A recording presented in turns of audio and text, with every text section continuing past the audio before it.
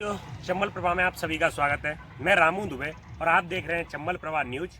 मैं आपको बता दूं कि हम हैं अभी ओसिया में, जो पश्चिमी राजस्थान के द्वार कहे जाने वाले जोधपुर में पड़ता है। और यहां आपको बता दूं कि ये जो ओसिया जगह है वो धौरों के लिए बहुत फेमस है। और उसके साथ साथ यहाँ सचिया माता का एक विशाल मंदिर है, काफ़ी पुराना मंदिर है, यहाँ की मान्यताएँ बहुत हैं। और उसी के साथ आज हम आपको लेके चल रहे हैं लक्ष्य बाल पुनर्वास केंद्र के अंदर। और यहाँ की खूबियाँ मैं आपको बता दूं, जैसा कि यहाँ पर लिखा है बच्चों का स्वर्ग। मैं इस पूरा देख चुका हूँ और यहाँ देखने के बाद मैंने एक चीज़ जानी कि वास्तव में जब बच्चों को फैसिलिटी दी जाती है और बच्चों के मन मुताबिक चीज़ें होने लगती हैं तो किस प्रकार मुस्कुराहटें खिलखिला के हंसती हैं और वही मुस्कुराहटें जगह को स्वर्ग बना देती हैं। तो जैसा आप मेरे पीछे देख पा रहे हैं, ओशियन रेडी फाउंडेशन के द्वारा एक पुनर्वास केंद्र स्थापित किया गया है और इस पुनर्वास केंद्र का हम आपको विजिट कराएंगे। आप जैसा कि आप देख पा रहे हैं कि यहाँ अभी इस पर काम चल रहा है और ये बन रहा है। आप मेरे साइड में देख पाएंगे कि यहाँ बच्चों के लिए ग्राउंड है और उसके बाद हम आपको अंदर की ओर लेके चलेंगे। बच्चे कैसे रहते हैं, कैसा इनका ऑफिस है और कैसी बच्चों के लिए व्यवस्थाएं कर रखी हैं, वो सारी चीज़ें हम आपको बारी बारी करके बताएंगे। कुछ बच्चों से भी मिलवाएंगे, उनकी रेगुलर एक्टिविटीज़ के बारे में भी बताएंगे और यहाँ के जो फाउंडर हैं रवि जी, उनके बारे में भी हम आपको अवगत कराएंगे और उनसे भी मिलवाएंगे।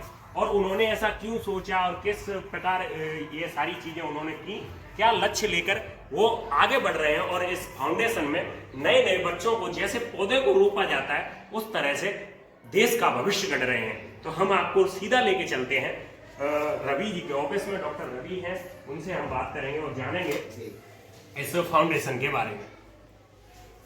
जी। तो हम आपको यहाँ पूरा पुनर्वास केंद्र दिखाएंगे और मैं आपको इसके बारे में बता दूं कि यहाँ पर वो बच्चे हैं इस पुनर्वास केंद्र में कोविड-19 में जिन लोगों के माता पिता इस दुनिया में नहीं गए और दिवंगत हो गए, तो उन बच्चों को यहाँ पाल पोस के बड़ा किया जा रहा है और उन बच्चों को सारी सुविधाएं दी जा रही हैं।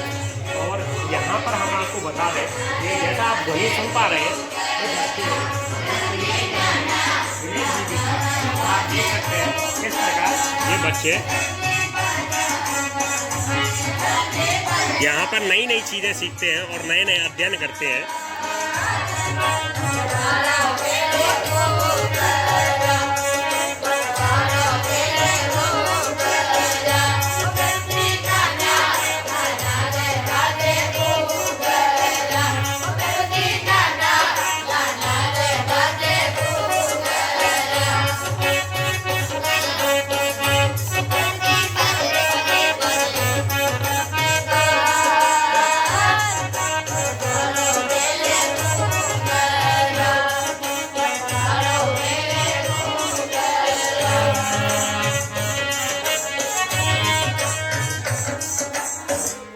तो यहाँ पर आपने देखा कि यहाँ पर बच्चे गाने सीख रहे हैं और हम यहाँ के जो बच्चों को सिखाने के लिए हमारे साथ दिनेश जी हैं, जो यहाँ बच्चों को गाने सिखाते हैं और मारवाड़ी सॉन्ग बच्चों को सिखाते हैं। तो हम दिनेश जी से बात करेंगे। दिनेश जी, किस प्रकार ये बच्चे सीखते हैं और आपको कैसा लगता है इन्हें सिखाने? बहुत अच्छा लगता है।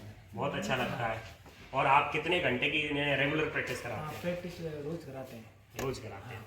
तो ये जैसा कि आप देख पा रहे हैं, दिनेश जी ने हमें बताया कि बच्चों को रोज प्रैक्टिस कराई जाती है और बच्चों के रहने की आप व्यवस्थाएं देख सकते हैं यहाँ पर कि बच्चों के रहने के लिए अच्छी खासी व्यवस्था यहाँ कर रखी है। बच्चों को घर जैसा माहौल दिया जाता है और आपस में फ्रेंडशिप तो बच्चों की होगी अच्छी। और हम बच्चों से भी बात करेंगे और बच्चों से जानेंगे उन्हें यहाँ कैसा लगता है, घर जैसा लगता है और कैसे वो अपना पूरा एंजॉय करते हैं यहाँ पर। क्या नाम है बेटे? लक्ष्य। कैसा लगता है यहाँ? अच्छा लगता है। कहाँ पे हो आप रहने वाले? ओसिया के पास के ही है ना? तो कब से रह रहे हो आप यहाँ? 4 साल से। तो ये जैसे बच्चा हमारे साथ, इसको 4 साल हो गए हैं। और आप कौन सी क्लास में पढ़ते हो? क्या नाम है आपका?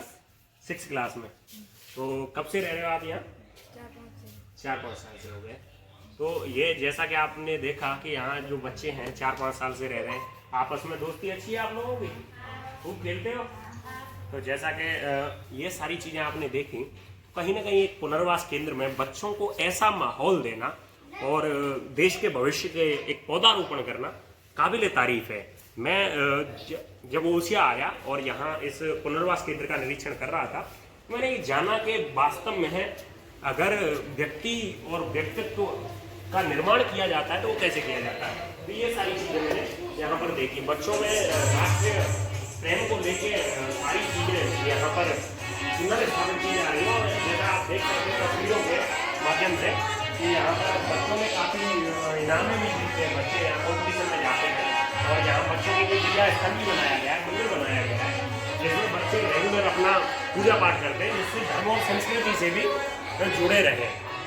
और यहाँ पूरा पूजा स्थल में बच्चों का आरती वगैरह कराई जाती है। और यहाँ हम आपको बता दें कि अखंड ज्योत का भी व्यवस्था की गई है, जो अखंड ज्योत लगातार जलती रहती है। और यहाँ हम अन्नपूर्णा रसोई की भी बात करेंगे, क्योंकि बच्चे बिना खाने के कैसे रह सकते हैं। तो आप देख सकते हैं कि किस तरह की सफाई के साथ यहाँ पर बच्चों के लिए खाने की व्यवस्थाएं की जाती हैं। नमस्कार जी, कैसे हैं आप? तो आप बच्चों के लिए खाना बनाते हैं, आपको कैसा लगता है? बहुत अच्छा लगता है। बच्चे भी आपको खूब प्यार करते हैं, हमने सुना। और बच्चे आपकी मदद करते हैं? अच्छा, बच्चे मदद करते हैं आपकी। आपको बच्चों को खाना बनाने में खूब आनंद आता है? मुझे घर का काम करने में नहीं आता जितना मुझे यहाँ आता है। कब से काम कर रहे हो आप बच्चों के साथ? बच्चों के साथ जब से ये सेंटर खुला है तब से कर रहा हूं। जी, तो आपको बहुत अच्छा लगता है यहाँ पे। और तो ये सारी व्यवस्थाएं आप देख सकते हैं साथियों कि ये पुनर्वास केंद्र का किस तरह से निर्माण किया गया है। और अभी ये पुनर्वास केंद्र आपको बता दें कि निर्माणाधीन है। और हाल ही में इस पुनर्वास केंद्र की यहाँ पे स्थापना हुई। इससे पहले ये दूसरी जगह चलता था। जैसा आप मेरे पीछे देख पा रहे हैं, ये निर्माण का कार्य अभी प्रगति पर है, कार्य चल रहा है। और यहाँ के जो संस्थापक हैं डॉक्टर रवि, उनसे भी हम आपको रूबरू कराएंगे और उनसे जानेंगे कि इस पुनर्वास केंद्र को स्थापित क्यों किया गया, क्या उनका उद्देश्य था और क्या उनका विजन है, क्या उनका भविष्य में वो करना चाहते हैं। तो आइए हम लेके चलते हैं सीधा डॉक्टर रवि के पास। तो बच्चों को पढ़ाई के साथ साथ दूसरी चीज़ों का तकनीकी ज्ञान भी दिया जाता है। ये है लाइब्रेरी, जिसमें बच्चे अपने भविष्य का निर्माण करते हैं। जैसा कि मैं आपको बता दूं कि किताबों के साथ साथ यहाँ तकनीकी व्यवस्था भी की गई है, जिससे बच्चे कंप्यूटर का ज्ञान भी ले सकें। और जैसा कि आगामी भविष्य में एआई का आगमन हो चुका है, तो बच्चे कहीं उस दौड़ में पीछे न रह जाएं। तकनीकी का भी विशेष ख्याल रखा गया है और यहाँ कंप्यूटर की व्यवस्था की गई है, जिससे बच्चे तकनीकी का ज्ञान ले सकें। और यहाँ पर भी काफ़ी स्टाफ है जो जिसमें इंजीनियर और डॉक्टर, खुद जो यहाँ के संस्थापक है वो डॉक्टर हैं, इंजीनियर यहाँ काम करते हैं, बच्चों के साथ रहते हैं करते हैं। और यहाँ का जो स्टाफ है काफ़ी मिलनसार स्टाफ है और उसके साथ ही वो बच्चों की हर तरह की मदद करता है, बच्चों को अपने छोटे भाइयों की तरह ट्रीट करते हैं। तो हम बात करेंगे यहाँ के संस्थापक हैं डॉक्टर रवि, उनसे भी हम बात करेंगे और जानेंगे कि क्या पीछे का उद्देश्य रहा आपका इसे।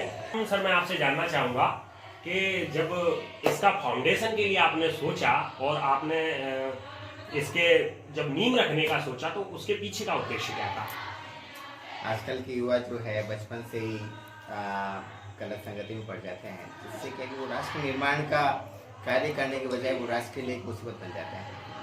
तो हमने ये सोचा कि जो बच्चे अभावों से ग्रस्त हैं और जिनके पास सुविधाएं नहीं हैं, उन बच्चों को बचपन से ही हम लोग राष्ट्र निर्माण के लिए तैयार करें।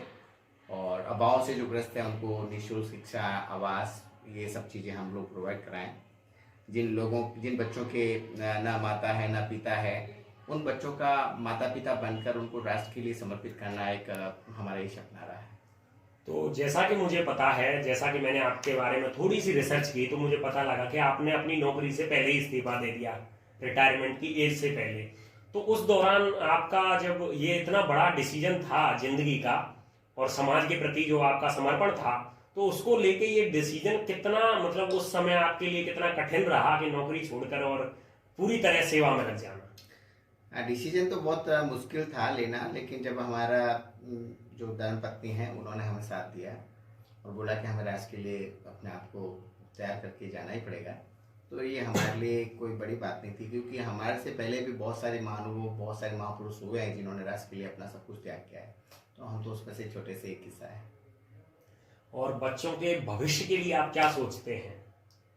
हाँ, बच्चे देश का एक अच्छा नागरिक बने, वो जिस किसी भी फील्ड में जाए वो अपने आप को परफेक्ट, एक दक्ष जिसको कहते हैं, उसमें पूर्ण परिपूर्ण हो।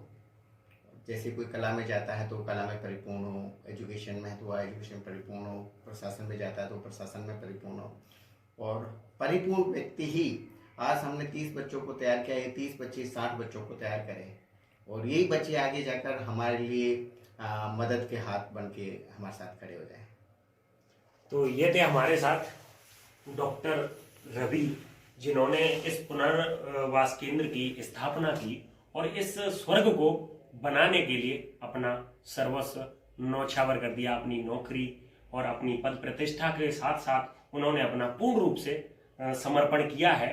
तो बहुत बहुत धन्यवाद सर आपका हमें संपर्क देने के लिए। Thank you. देखते रहिए आप Chambal Prabha news. Ramu Dubey, bureau report, Chambal. हाथ उठा